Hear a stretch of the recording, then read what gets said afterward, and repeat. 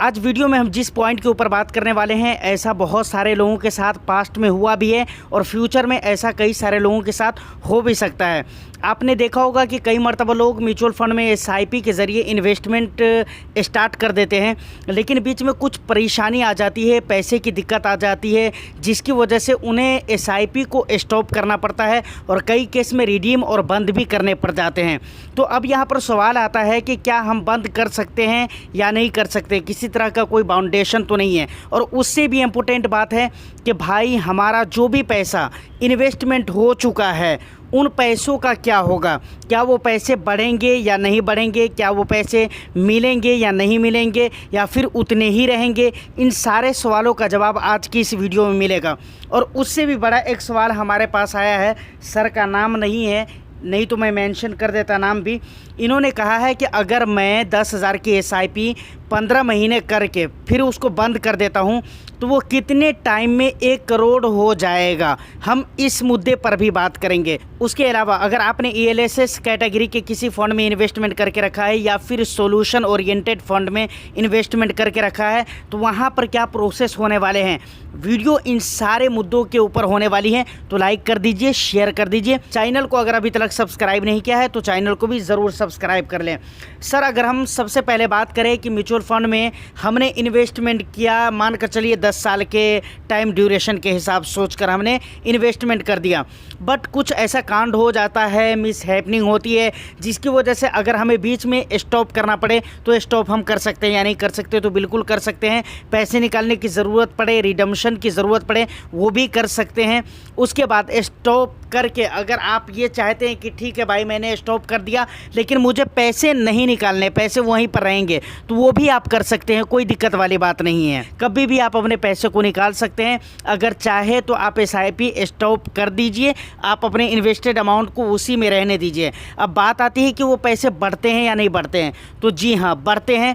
अब कितना बढ़ेगा ये डिपेंड करता है कि किस तरह के फ़ंड में आपने इन्वेस्टमेंट किया है, किस कैटेगरी के फ़ंड में इन्वेस्टमेंट किया है, और साथ ही साथ मार्केट के सिचुएशन क्या रहे हैं। ये बहुत मेन चीज़ है। मार्केट और फंड के सिचुएशन जिस हिसाब किताब से रहेंगे उस हिसाब किताब से आपके पैसे बढ़ेंगे भी। यहाँ पर अगर नुकसान की बात की जाए तो नुकसान एक होता है जो कि बहुत ही बड़ा नुकसान होता है। सबसे पहला तो ये है कि आपका वेल्थ क्रिएशन जो मकसद होता है वो चीज़ नहीं हो पाता है, या जिस भी मकसद से आपने इन्वेस्टमेंट किया वो मकसद आपका हासिल नहीं हो पाता है। दूसरी बात, मकसद हासिल होता अगर आप कंटिन्यू बने रहते तो क्यों होता, क्योंकि वहाँ पर कंपाउंडिंग के बेनिफिट्स आपको मिलते हैं। अगर आप बीच में स्टॉप कर देते हैं तो कंपाउंडिंग के वो बेनिफिट्स नहीं मिलेंगे जो मिलने चाहिए थे अगर आप कंटिन्यू रहते तो इसलिए यहाँ पर ये बहुत बड़ा नुकसान मान कर चल सकते हैं। आप मान कर चल नहीं सकते हैं, बिल्कुल मान ही लीजिए। अब हम आते हैं उस सवाल के ऊपर जिस सवाल के ऊपर मैंने आपको शुरू में बताया है कि अगर 10,000 की एसआईपी 15 महीने तक हम कर देते हैं, उसके बाद फिर उस एसआईपी को हम बंद कर देते हैं, लेकिन वो इन्वेस्टेड अमाउंट उसी फंड में रहने देते हैं, तो वो 1 करोड़ कब हो जाएगा, कितना टाइम लगेगा। इस तरह के एक सवाल मेरे पास आया है। इन्होंने कहा है कि सर इसको एक्सप्लेन कर दीजिए, और ज़रूर करेंगे सर। देखिए इनके कहने का मकसद क्या है, इनके सवाल को मैं अगेन दोहराना चाहूँगा। ये कहना चाह रहे हैं कि अगर मैं 10,000 रुपये की मंथली एसआईपी करता हूँ किसी भी फंड में, मैं उसको 15 महीने तक कंटिन्यू करता हूँ, उसके बाद मैं उसे बंद कर देता हूँ, लेकिन पैसे नहीं निकालूंगा, पैसे उसी में रहेंगे, तो वो पैसे बढ़ बढ़ कर कब तक 1 करोड़ तक पहुँच जाएगा। तो इसके ऊपर हम बात करते हैं। अब यहाँ पर एक बहुत बड़ा लॉजिक आपको समझने की ज़रूरत है, कन्फ्यूज़ मत होइएगा, बहुत इत्मीनान के साथ मैं समझाने की कोशिश करूंगा आपको। देखिए एक्चुअली हमें जानना ये पड़ेगा कि किसी भी फंड में अगर आप 15 महीने या फिर 24 महीने, 2 साल, 3 साल, यानी एक टाइम पीरियड के बाद जब आप अपनी एसआईपी को बंद कर देते हैं, उसके बाद वो एसआईपी के अमाउंट यानी जो ऑलरेडी आपके इन्वेस्टेड अमाउंट है वो काम कैसे करते हैं, कैसे काम करना शुरू कर देते हैं, इसको हमें समझना है। मैं इसी सवाल में आपको समझाता हूँ। इन्होंने क्या कहा है कि मैं 10,000 की एसआईपी मानकर चलिए कि करता हूँ किसी एक फ़ंड में, समझ रहे हैं कि नहीं, कितने सालों के लिए, कितने महीने के लिए, 15 महीने के लिए। ये टाइम ड्यूरेशन आप कुछ भी रख सकते हैं, 15 महीने रख सकते हैं, 24 महीने रख सकते हैं, 36 महीने, जो भी आपको लेना है ले लीजिए।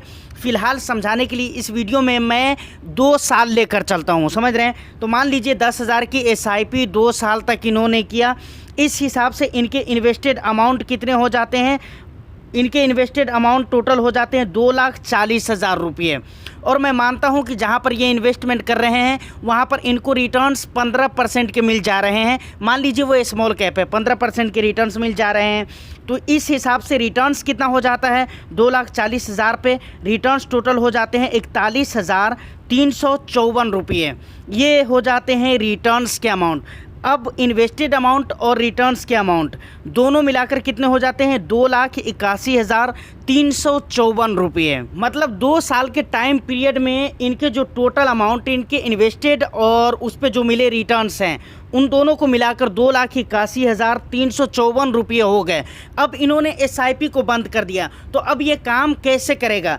क्या उस पे रिटर्न्स जो मिलने वाले होंगे क्या वो SIP की तरह मिलेंगे? जी नहीं, अब वो SIP की तरह रिटर्न्स नहीं मिलेंगे।